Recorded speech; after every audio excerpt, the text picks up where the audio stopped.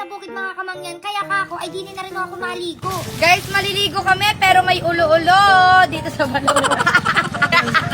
Sobrang namiss ko talaga yung garni mga kamangyan, yung maligo sa balon, sa bomba. Tapos unlimited yung tubig, na sobrang linis, sobrang lamig. Tara, share ko sa inyo mga kamangyan, gawa ng baka may kaparehas ako ng sitwasyon. Alam nyo ga, last year, sobra akong ng problema. Karoon kasi ako ng balakubak mga kamangyan, hanggang sa sobrang tindi na niya. Hindi na siya normal, ang kapal na niya, ang katin na niya. Tapos kahit matanggal siya mamaya, mabalik na naman siya. At dahil talaga yung nakatulong sa akin mga kamangyan, yung Himalayan shampoo ng Bella Amor. Dahil dyan, sobrang naging okay yung anit ko, ang puti na niya, ang healthy na niya tingnan. Kasi sa tunay, ilang buwan talaga na ganun mga kamangyan, minsan sobrang tindi pa. And nakakahiya, lalo kapag may mga photoshoot kami. Alam yan ng mga hairstylist na umawak sa akin mga kamangyan, inasabi ko sa kanila na hindi siya yung normal na balakubak, ganyan. And ayan ngayon, super happy ko na bumalik na siya sa dati. Kasi pag napabayaan pala yung mga kamangyan, bababa ng bababa siya sa balat, hanggang lumala na siya. Hindi lang siya sa may mga balakubak kung sobrang oily din nung inyong ani. Ayan, sobrang galing yan mga kamangyan. Ang alam ko nga meron din yung kapartner na sabon. Para sa akin parang gamot-gamot na din siya. And sa tunay, ang hirap din talaga makahanap ng garning shampoo na yung makakatulong kung ano man yung inapagdaanan ng anit mo. So ayun, tuloy-tuloy pa rin ako sa pagliligo din mga kamangyan. At grabe, sobrang presko sa pakiramdam. And ayun mga kamangyan, sobrang excited na ulit ako na makapagluto din sa bukid. For the go!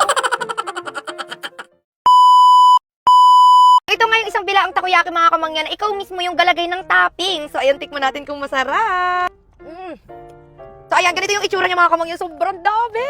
Pabibili yan sa Takoza Takoyaki. Ayan, isang bilao. Ito yung takoyaki sauce. Grabe, kanina pa ako natatakam. Ito naman yung Japanese mayo. Ito yung Bonito Flakes. Yung floss. Chili powder. So ito yata yung cheese bamba mga kamangyan. Tapos yung fillings niya may bacon, crab, cheese, at saka okto. So ayan, ito daw ay siksik na siksik. So first bite. Ang sarap na. Siksik.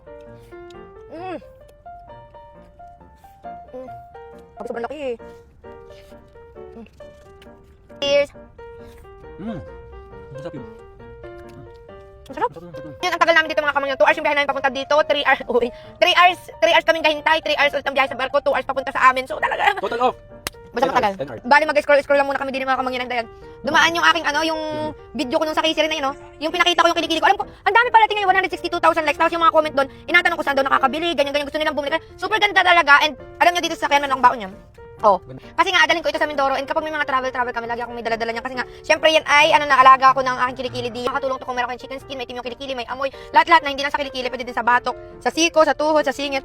So, ayun. Mag-reply muna ako ng mga comment din kasi nga, ang dami na, nagatagtad na doon, nasan daw ang link. So, yes guys, and atuloy din namin ang pagkain dito. Bye! Bye!